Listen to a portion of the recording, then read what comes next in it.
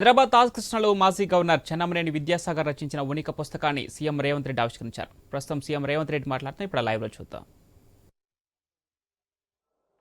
చెన్నమనేని విద్యాసాగర్ రావు గారు స్వీయ రచనలో రచించిన ఉనిక వారి అనుభవాల జ్ఞాపికను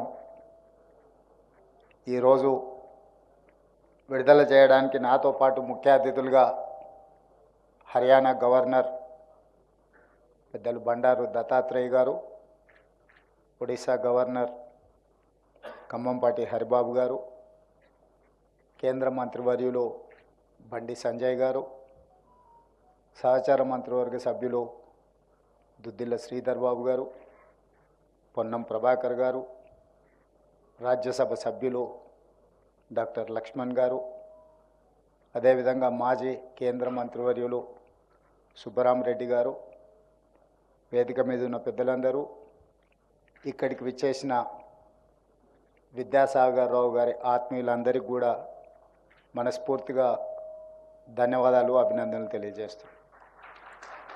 ముఖ్యంగా ఈ నిర్వాహకులకు మనస్ఫూర్తిగా అభినందనలు తెలియజేస్తున్నాను. నా 35 సంవత్సరాల విద్యార్థి దశ నుంచే ఈరోజు తెలంగాణ రాష్ట్ర ముఖ్యమంత్రిగా బాధ్యతలు చేపట్టిన ఈ సందర్భం వరకు వివిధ దశలలో పరిచయమైన వాళ్ళు, కలిసి పనిచేసిన వాళ్ళు, మిత్రులు, ఆదర్శంగా తీసుకున్న పెద్దలందరినీ ఒక వేదిక మీద కలవడానికి ఈ సందర్భం చాలా ఉపయోగపడ్డది. అందుకే నిర్వాహకులను మనస్ఫూర్తిగా నేను అభినందించదలుచుకున్నాను. విద్యాసాగర్ రావు గారు అని పిలిస్తే వారికి మాకు చాలా దూరం ఉన్నట్టుగా భావించాల్సి వస్తుంది.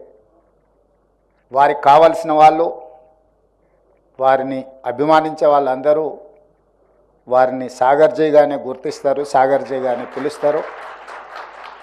మా అందరికీ వారు సాగర్జీనే. ఈరోజు విద్యాసాగర్ రావు గారు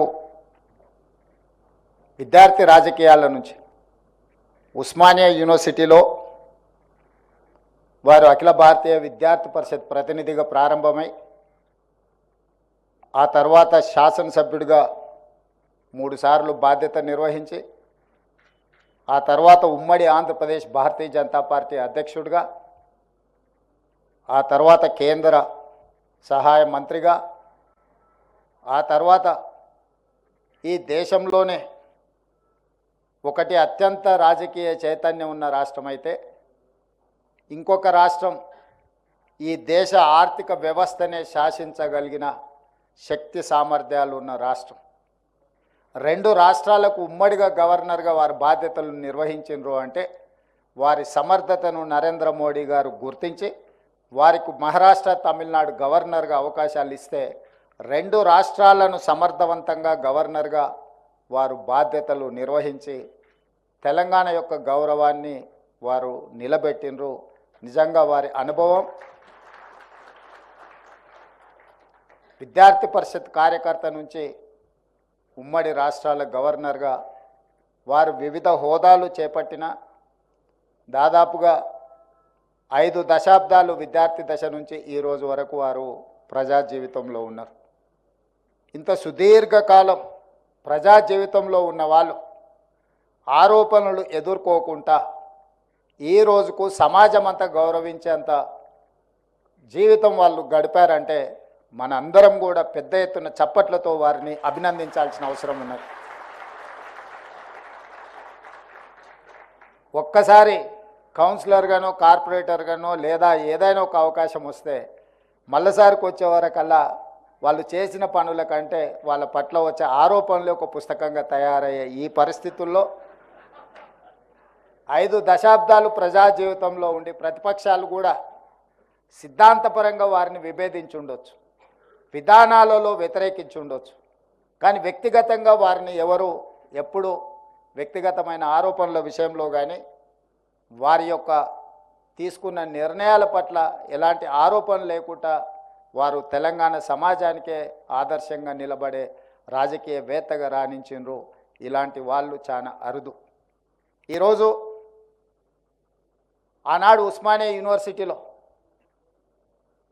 జైపాల్ రెడ్డి గారు, కేశవరావు గారు ఇలాంటి వాళ్ళ తర్వాత ఉస్మానియా యూనివర్సిటీ విద్యార్థి రాజకీయాలలో ఒకవైపున జార్జ్ రెడ్డి, ఇంకొక వైపున సాగర్జీ లాంటి వాళ్ళు ఆనాడు సిద్ధాంతపరంగా ఆనాడు విద్యార్థి రాజకీయాలలో భవిష్యత్ తరాలకు ఆదర్శంగా వాళ్ళు వాళ్ళ నమ్మిన సిద్ధాంతం కోసం గట్టిగా నిలబడ్డారు. ఈరోజు ఏ యూనివర్సిటీలు చూసినా యూనివర్సిటీ విద్యార్థి రాజకీయాలు కాదు, యూనివర్సిటీ కూడా ఉనికిని కోల్పోయే పరిస్థితులు ఈరోజు మన రాష్ట్రంలో ఉన్నాయి. ఈ యూనివర్సిటీలను పునరుద్ధరించవలసిన బాధ్యత, యూనివర్సిటీ విద్యార్థి రాజకీయాలలో విద్యార్థులు పాల్గొనవలసిన చారిత్రాత్మకమైన అవసరం ఉన్నదని చెప్పి నేను ఈ సందర్భంగా భావిస్తున్నా. అందుకే నేను ముఖ్యమంత్రిగా బాధ్యత చేపట్టిన ఎంబడే యూనివర్సిటీల యొక్క స్థితిగతులను, పరిస్థితులను అంచనా వేసి క్రియాశీలకంగా ఉండే వైస్ ఛాన్సలర్ నియమించి ఈరోజు ఆ వైస్ ఛాన్సలర్స్కి అందరికీ నేను ఆదేశాలు ఇచ్చిన. అధ్యాపక సిబ్బందితో పాటు టీచింగ్, నాన్ టీచింగ్ స్టాఫ్ని అందరినీ నియమించండి. యూనివర్సిటీలకు అవసరమైన నిధులను, అవసరమైన ఫ్యాకల్టీలను ఏమి కావాలన్న తెలంగాణ రాష్ట్ర ప్రభుత్వం మీకు అందుబాటులోకి తీసుకొస్తుంది. తిరిగి పూర్వ వైభవం ఈ యూనివర్సిటీలకు తీసుకురావాలి. ఒకనాడు సమాజంలో ఏదైనా సమస్య ఉంటే, ప్రజలు ఎదుర్కొంటున్న సమస్యల పట్ల చైతన్యంతో విద్యార్థి పోరాటాలు చేపట్టడం వల్లనే మన ప్రాంతానికి ఒక చైతన్యము, తెలంగాణ రాష్ట్రం ఈరోజు ఏర్పడ్డదంటే ఆనాడు రాజకీయ పార్టీల కంటే కూడా ఉస్మానియా కాకతీయ యూనివర్సిటీలో విద్యార్థులు ముందు భాగాన నిలబడి పోరాటం చేసిండ్రు. కాబట్టి ఆ యూనివర్సిటీలు, విద్యార్థి సంఘాలు ప్రజల యొక్క సమస్యల పట్ల, ప్రజలు ఎదుర్కొంటున్న ఇబ్బందుల పట్ల పోరాటాలు చేయడం వల్లనే చాలా సమస్యలకు పరిష్కారం దొరికింది. ఈరోజు మనం తెలంగాణ రాష్ట్ర ప్రత్యేక రాష్ట్రంలో ఉన్నాము అని అంటే ఆనాడు విద్యార్థి రాజకీయాలలో ఉన్న వాళ్ళే అత్యంత క్రియాశీలక పాత్ర పోషించారు. చాలా సందర్భాలలో నేను మాట్లాడితే అంత బాగోదేమో కానీ మాట్లాడాల్సిన అవసరం ఉన్నది పార్టీ ఫిరాయింపుల మీద. పార్టీ ఫిరాయింపుల గురించి చర్చలు సిద్ధాంతపరమైన భావజాలం, విద్యార్థి దశలో సిద్ధాంతపరమైన భావజాలంలో రాణించిన వాళ్ళు తక్కువ ఉండడం వల్లనే, విద్యార్థి రాజకీయాలలో చైతన్యం కోల్పోవడం వల్లనే ఈరోజు ప్రజా జీవితంలోకి వచ్చేవాళ్ళు ప్రజాప్రతినిధులుగా కావాలి, ఏదో రకంగా ఏదో ఒక పదవిలో ఉండాలి. కాబట్టి ఏ పార్టీ అయినా పర్వాలేదు, మాకు పదవి ఉంటే చాలు అనుకునే పరిస్థితులు ఈరోజు రాష్ట్రంలో ఈరోజు వచ్చినాయి. దీనికి కారణం విద్యార్థి రాజకీయాలు సిద్ధాంతపరమైన విధానాలు లోపించడమే దీనికి కారణం. విద్యార్థి రాజకీయాలలో సిద్ధాంతపరంగా రాణించిన వాళ్ళు ఉంటే, అధికారం వచ్చినా రాకపోయినా నమ్మిన సిద్ధాంతం కోసం దశాబ్దాల కాలం పాటు ఆ సిద్ధాంతం కోసం పనిచేసిన వాళ్ళు, జీవితాలను త్యాగం చేసిన వాళ్ళు ఎంతోమంది కనిపిస్తారు. అలాంటి విద్యార్థి రాజకీయాలు మళ్ళీ తెలంగాణ రాష్ట్రంలో పునరుద్ధరించవలసిన బాధ్యత మన అందరి మీద ఉన్నది. ముఖ్యంగా వేదిక మీద ఉన్న పెద్దలందరూ మనందరం కూడా ఒక స్ఫూర్తిని ఇవ్వాల్సిన అవసరం ఉన్నది. మనందరం కూడా ఈ విద్యార్థి రాజకీయాలను ప్రోత్సహించాల్సిన అవసరం ఉన్నది. లేకపోతే చైతన్యం కోల్పోయి రాష్ట్ర అభివృద్ధిలో ఈరోజు మనం వెనుకబడే పరిస్థితి వస్తుంది. వీరు రచించిన వారి ఆలోచన, వారి అనుభవాలు రాబోయే విద్యార్థి రాజకీయాలలో ఎవరైతే రాణించాలనుకుంటారో వాళ్ళందరూ కూడా చదవాల్సిన అవసరం ఉన్నది. ఈరోజు తెలంగాణ రాష్ట్రంలో మొదటి తరంలో బూరుగుల రామకృష్ణారావు గారు, పివి నరసింహారావు గారు, మర్రి చెన్నారెడ్డి గారు లాంటి వాళ్ళు ఉంటే, రెండవ తరంలో జైపాల్ రెడ్డి గారు, విద్యాసాగర్ రావు గారు, దత్తాత్రేయ గారు లాంటి వాళ్ళు రాణిస్తే, మూడో తరంలో చెప్పుకుందామన్నా కూడా గొప్పగా రాణించే పరిస్థితులు మన దగ్గర కనిపించడం లేదు. వారు అన్నట్టుగా శాసనసభలో ప్రతిపక్షము, పాలకపక్షము, ట్రెజరీ బెంచెస్, అపోజిషన్ బెంచెస్, గతంలో ట్రెజరీ బెంచెస్ వైపు నుంచి ఎప్పుడు ముఖ్యమంత్రి గారు మాట్లాడాలనుకున్న స్పీకర్ గారు మైక్ ఇచ్చేవాళ్ళు. సహజంగా ముఖ్యమంత్రి గారు కాబట్టి మైక్ ఇస్తారని ఒక భావన. కానీ ప్రధాన ప్రతిపక్ష నాయకుడికి కూడా ఎప్పుడు ఏలు చూపించిన స్పీకర్లు ప్రధాన ప్రతిపక్ష నాయకుడికి మైక్ ఇచ్చి సభానాయకుడికి ఎంత అవకాశము సభా నాయకుడు విషయాలను చెప్పడానికి ఎంత అవకాశం ఇచ్చేదో ప్రధాన ప్రతిపక్ష నాయకుడు కూడా అంతే అవకాశం ఇచ్చి ప్రభుత్వం తీసుకుంటున్న విధానపరమైన నిర్ణయాలను పరిపాలనపరమైన అనుమతులను ప్రతిపక్షాలు సలహాలు సూచనలు ఇవ్వడానికి, విమర్శించడానికి, అవసరమైతే నిరసన తెలపడానికి, రాస్తా రోకోలు చేయడానికి నిర్ణయించిందే శాసనసభ. ఆ శాసనసభలో ప్రభుత్వం అంటే అధికార పార్టీలో గెలిచిన వాళ్ళే కాదు, ప్రభుత్వము అని అంటే ప్రతిపక్షము పాలకపక్షం కలిస్తేనే ప్రభుత్వం. ఈరోజు కాంగ్రెస్ పార్టీలో గెలిచిన 65 మందే ప్రభుత్వం కాదు, 119 మంది శాసనసభ్యులు కలిస్తేనే ప్రభుత్వం. అందులో ఎవరి బాధ్యత వాళ్ళు నిర్వహించడానికి రాజ్యాంగంలో ఎవరికి వాళ్ళ పాత్రను విభజించి చూపించారు. ఈ 65 మంది విధానపరమైన నిర్ణయాలు తీసుకుంటారు మంత్రివర్గ ఆమోదంతో. అందులో లోపాలు ఉంటే ఎత్తి చూపడానికి ప్రధాన ప్రతిపక్షానికి ఉంటాయి. అదేవిధంగా విపక్షాలకు సంబంధించిన నాయకులకు కూడా ఒక ఫ్లోర్ లీడర్ ఉండడం, ఆయా పార్టీలు ఆ విధానాలలో ఉన్న లోపాలను ఎత్తి చూపడానికే మనం ఈ చట్టసభలను ఏర్పాటు చేసుకున్నాం. కాలక్రమేణా ఆ స్ఫూర్తి కోల్పోయినాం. ఒకప్పుడు ఉమ్మడి ఆంధ్రప్రదేశ్ శాసనసభలో వెంకయ్య నాయుడు గారైనా, జైపాల్ రెడ్డి గారైనా లేదా సాగర్జీ వాళ్ళ పార్టీకి ఉన్న ప్రాతినిధ్యం చాలా తక్కువ. కానీ విషయాలను లేవనెత్తడంలో, ప్రభుత్వాలను నిలదీయడంలో కమ్యూనిస్టులు కానీ లేకపోతే భారతీయ జనతా పార్టీకి సంబంధించిన నాయకులు ఎంతో క్రియాశీలక పాత్ర పోషించేది. ఇదే కాదు, ఈరోజు సభలో నేను గతంలో చూసిన దాటికి ఈరోజు సభలో ఉన్న భిన్న పరిస్థితులను కూడా నేను ఈ సందర్భంగా ప్రస్తావించదలుచుకున్నాను. పాలకపక్షానికి ప్రధాన ప్రతిపక్షానికి ప్రతిస్తంభన వచ్చినప్పుడు, అంశాల విషయంలో విభేదాలు వచ్చినప్పుడు, సభ పదే వాయిదా పడ్డప్పుడు ఇలాంటి పక్షాలు, అది కమ్యూనిస్టులు కావచ్చు, భారతీయ జనతా పార్టీ సంబంధించిన నాయకులు కావచ్చు, ఆనాడు సాగర్జీ లాంటి వాళ్ళు లేచి 2 పక్షాల మధ్యలో ఒక సమన్వయం చేసి సభ వాయిదా పడితే స్పీకర్ గారి రూమ్లో పాలకపక్షాన్ని ప్రతిపక్షాన్ని శాసనసభ వ్యవహారాల మంత్రులతో అవసరమైతే ముఖ్యమంత్రులతో కూడా మాట్లాడి ఆ ప్రతిస్తంభనను తొలగించి మళ్ళీ చర్చలు కొనసాగించే విధంగా సభను ముందుకు తీసుకెళ్లడానికి ఆ రోజు సమన్వయం చేసేది. ఆ రోజు అలాంటి సూచనలు సలహాలను ప్రభుత్వాలు పాటించేది. ఈరోజు మా పార్టీ మా ప్రభుత్వం సిద్ధంగా ఉంది. అందుకే నేను వచ్చిన దాదాపుగా ఈ 13 నెలల్లో ఏ ఒక్క రోజు కూడా ప్రతిపక్షానికి సంబంధించిన శాసనసభ్యులను సభల నుంచి మేము బహిష్కరించలేదు. స్పీకర్ గారు కానీ ప్రభుత్వం ప్రతిపాదించలేదు. స్పీకర్ గారు ప్రతిపక్షాలను సభలో నుంచి బయటికి నెట్టివేయలేదు. ఎందుకు అంటే చర్చ జరగాలన్న ఆలోచనతోనే, వాళ్ళ అభిప్రాయాన్ని చెప్పనిద్దాం మనం అన్న ఆలోచనతోటే సభలో నుంచి 13 నెలల ఏ ఒక్క ప్రతిపక్ష సభ్యుని కూడా మేము సభలో నుంచి బహిష్కరించలేదు. ఈ విధానాన్ని ఇంకా ఇంప్రూవ్ చేసుకోవాల్సిన అవసరం ఉన్నది. అదేవిధంగా గోదావరి జలాలకు సంబంధించి చాలా సందర్భాలలో తెలంగాణ ఉద్యమంలో ఇది చాలా క్రియాశీలక పాత్ర పోషించింది. కానీ మొట్టమొదటిసారి ఎడారిగా మారిన తెలంగాణ ప్రాంతం, ముఖ్యంగా ఉత్తర తెలంగాణ ప్రాంతం సస్యశ్యామలం కావాలి అంటే గోదావరి జలాలు ప్రవహించినప్పుడే పాడి పంటలు పండుతాయి, ఈ ప్రాంతం పచ్చగా ఉంటుందని ఇచ్చంపల్లి ప్రాజెక్టు కానీ గోదావరి జలాలను తీసుకొచ్చి ఉత్తర తెలంగాణకు, తెలంగాణ ప్రాంతాన్ని అభివృద్ధి చేయాలని మొట్టమొదటిసారి గోదావరి జలాల మీద సాగర్జీని ఈ కార్యక్రమాన్ని తీసుకొని పాదయాత్రలు చేయడం జరిగింది.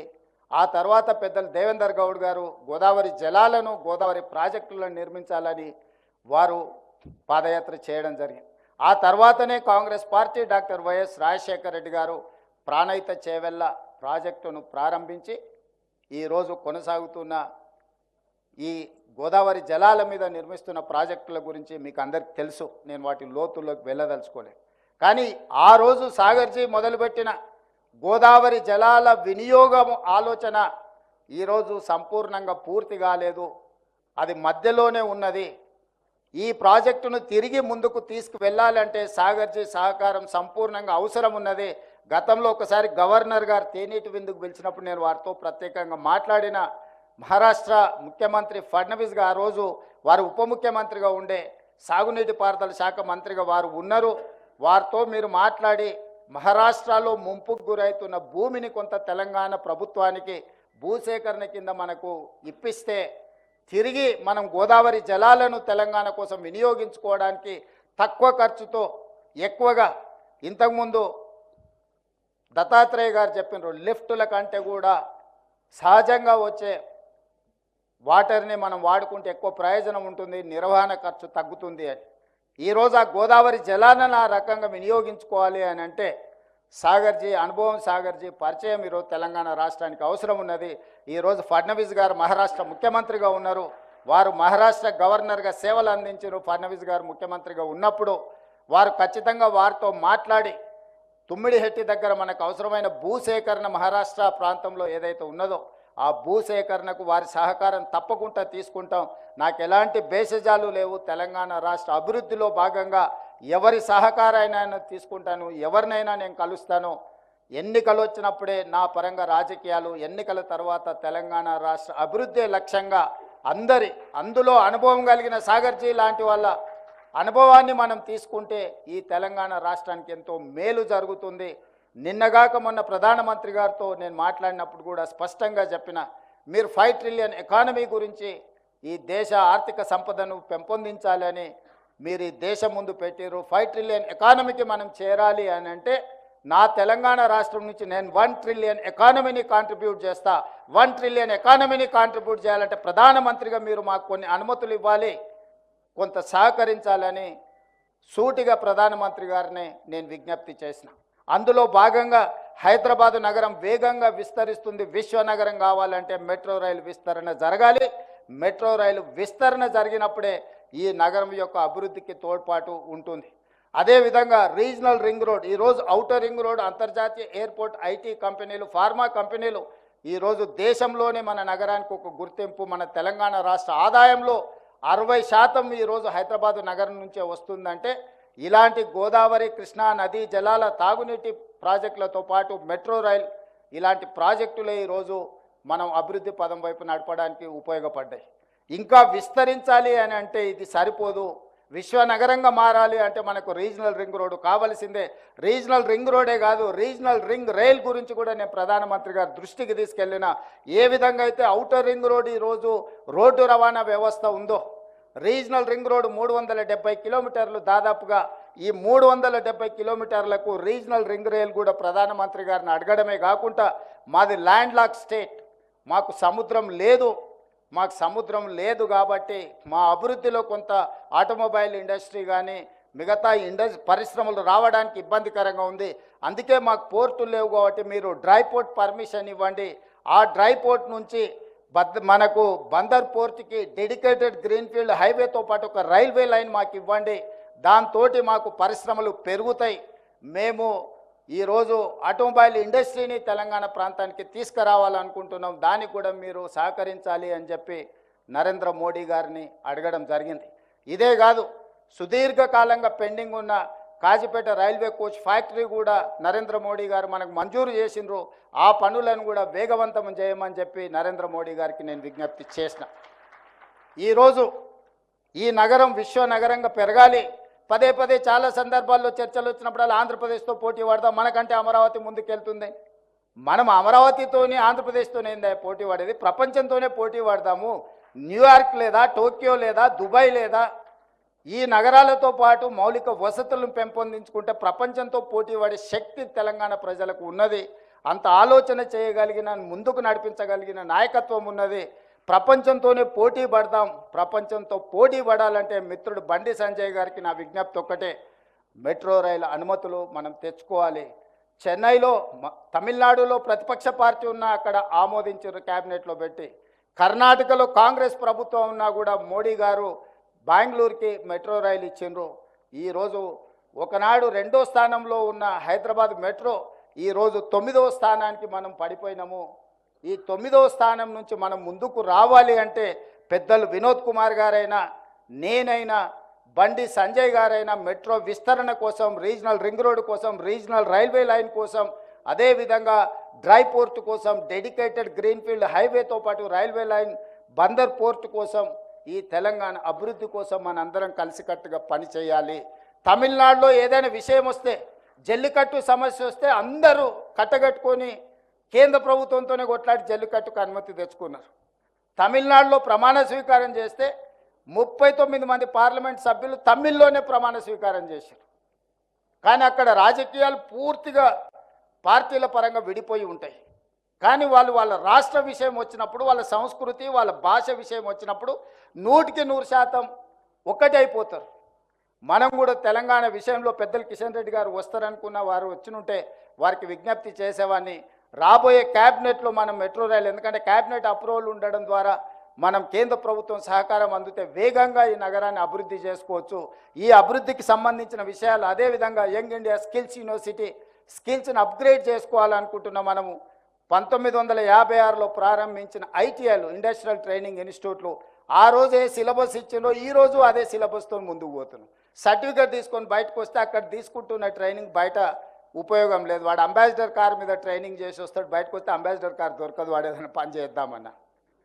అందుకే ఈ మధ్యకాలంలో టాటా సంస్థతో మాట్లాడి ఈ తెలంగాణ రాష్ట్రంలో ఉన్న 65 ఐటీఐలతో పాటు ఇంకొక 10 కలిపి 75 ఐటీఐలను 75 శాసనసభ నియోజకవర్గాలలో వాటిని అప్గ్రేడ్ చేయడానికి, ఈ ఐటీఐలను అడ్వాన్స్డ్ టెక్నాలజీ సెంటర్స్గా మార్చి ఈరోజు ప్రపంచంతో పోటీ పడి వాళ్ళకు పని కల్పించడానికి, సాంకేతిక నైపుణ్యాన్ని అందించడానికి అవసరమైన సిలబస్ని, అవసరమైన సాంకేతిక నైపుణ్యాలను అన్నిటిని కూడా ఏర్పాటు చేయడానికి ఇప్పుడు టాటాతోని మనం జాయింట్ వెంచర్ చేసిన తెలంగాణ రాష్ట్ర ప్రభుత్వం దీన్ని అప్గ్రేడ్ చేయడానికి 2400 కోట్ల రూపాయలు ఖర్చు అయితే కేవలం 14% 300 కోట్ల రూపాయలు మాత్రమే తెలంగాణ రాష్ట్ర ప్రభుత్వం పెడితే టాటా సంస్థ 2100 కోట్ల రూపాయలతోని 86% వాళ్ళ నిధులతోని తెలంగాణ రాష్ట్రంలో ఉన్న మారుమూల ప్రాంతాలలో ఉండే యువకులకు సాంకేతిక నైపుణ్యంలో శిక్షణ ఇవ్వడమే కాకుండా ఉద్యోగ ఉపాధి అవకాశాలు కూడా వాళ్ళే కల్పిస్తామని బాధ్యత తీసుకున్నారు. ఈరోజు మనం young India Skills university PPP మోడల్లో తీసుకున్న పబ్లిక్ ప్రైవేట్ పార్ట్నర్షిప్. గవర్నమెంట్ ఒక ఫెసిలిటేటర్గా మాత్రమే ఉంది. ఆ యూనివర్సిటీ చైర్పర్సన్గా ఆనంద్ మహేంద్ర గ్రూప్ చైర్మన్ని ఈరోజు మనం యంగ్ ఇండియా స్కిల్స్ యూనివర్సిటీ చైర్పర్సన్గా పెట్టినాం. శ్రీనిరాజును వైస్ చైర్మన్గా పెట్టినాం. బోర్డ్ ఆఫ్ డైరెక్టర్స్లో ఈరోజు అపోలో లేకపోతే రెడ్డి ల్యాబ్స్ అన్ని కంపెనీలలో లిజెండ్స్ ఎవరైతే కంపెనీలు ఉన్నారో వాళ్ళందరినీ బోర్డులో డైరెక్టర్లుగా పెట్టినాం.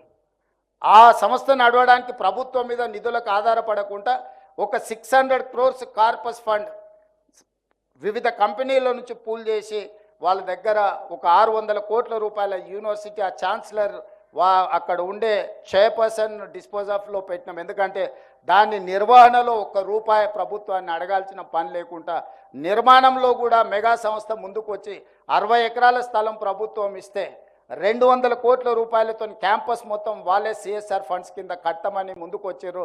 June 2 లోపల క్యాంపస్ మొత్తం సిద్ధం చేస్తున్నాం. ఇవాళ స్పోర్ట్స్ ఇష్యూలో కూడా 140 కోట్ల మంది ఉన్న ఈ జనాభా ఒక్క ఒలింపిక్లో మనం గోల్డ్ మెడల్ కూడా సాధించుకోలే. నేను మొన్న సౌత్ కొరియా పర్యటనకు పోతే ఆ దేశం 32 మెడల్స్ తెస్తే నేను సౌత్ కొరియన్ స్పోర్ట్స్ యూనివర్సిటీకి పోతే 16 మెడల్స్ ఒక్క యూనివర్సిటీలో వచ్చినాయి. క్యాంపస్ ఎంత ఉందంటే 30 ఎకరాలు ఉంది. ఒక అమ్మాయి 3 గోల్డ్ మెడల్స్ తీసుకొచ్చింది ఆర్చరీలో. ఆ అమ్మాయిని నేను కలిసిన. సో అంత చిన్న దేశము, ఒక హైదరాబాద్ జనాభా ఎంత ఉందో 10 మిలియన్ పాపులేషన్ ఉండే కంట్రీ ఈరోజు 32 మెడల్స్ ఒలింపిక్స్లో తెస్తే ఇంత పెద్ద భారతదేశం 140 కోట్ల జనాభా మనం ఈరోజు చాలా వెనుకబడి ఉన్నాం. అందుకే సేమ్ పీపీపీ మోడల్ని యంగ్ ఇండియా స్పోర్ట్స్ యూనివర్సిటీని మనం పాలసీని అడాప్ట్ చేసుకున్నాం. తొందరలోనే అద్భుతమైన స్పోర్ట్స్ యూనివర్సిటీనే కాకుండా అకాడమీని కూడా మనం స్టార్ట్ చేస్తున్నాం. 2028 ఒలింపిక్స్లో తెలంగాణ రాష్ట్రం నుంచే మనం గోల్డ్ మెడల్ సాధించే విధంగా వాళ్ళకి శిక్షణ ఇవ్వాలి అని మన ప్రభుత్వం టార్గెట్గా పెట్టుకొని ముందుకు వెళ్తున్నాం. ఇవన్నీ కార్యక్రమాలు నా ఒక్కడితో సాధ్యమయ్యేటివి కావు. విధానపరమైన నిర్ణయాలు మా ప్రభుత్వం తీసుకుంటుంది, మీరు అందరూ సహకరించాలి. అందుకే ఈ విషయాలన్నీ కూడా ఈ వేదిక మీద పెద్దలందరూ కేంద్ర ప్రభుత్వాన్ని ప్రభావితం చేయగలిగిన వాళ్ళు, నరేంద్ర మోడీ గారి నుంచి అనుమతులు ఇప్పించగలిగిన వాళ్ళు ఈ వేదిక మీద ఉద్దండులు అందరూ ఉన్నారు.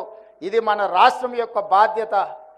మీ అందరితో కలిసి రావడానికి, మీతో పాటు నడవడానికి మా లక్ష్మణన్న ముందు ఉండాలి. ఎందుకంటే వారికి అన్నీ తెలుసు. నేనే ముందు ఉండాలనే ఆలోచన నాకేం లేదు. ఎవరైనా దీన్ని ముందుకు తీసుకెళ్తే ప్రధానమంత్రి గారిని కలిసి మన రాష్ట్రానికి కావాల్సినవి మనం తెచ్చుకుందాము.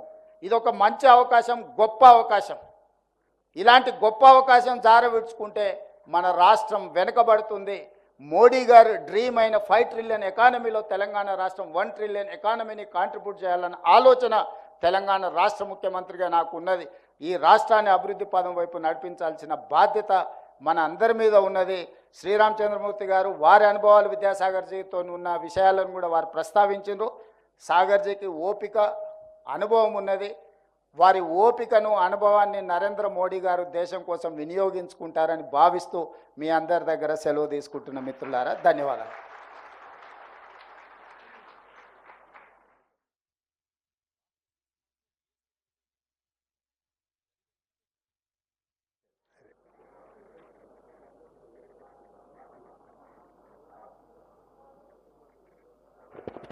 గౌరవనీయులు శ్రీ చెన్నమనేని విద్యాసాగర్ గారిని, వేదిక మీద ఉన్న అతిథులని సత్కరించాలని కోరుతున్నాను. ఫస్ట్ మన తెలంగాణ రాష్ట్ర ముఖ్యమంత్రి రేవంత్ రెడ్డి గారిని షాలుతో సత్కరించాల్సిందిగా కోరుతున్నాను. అదేవిధంగా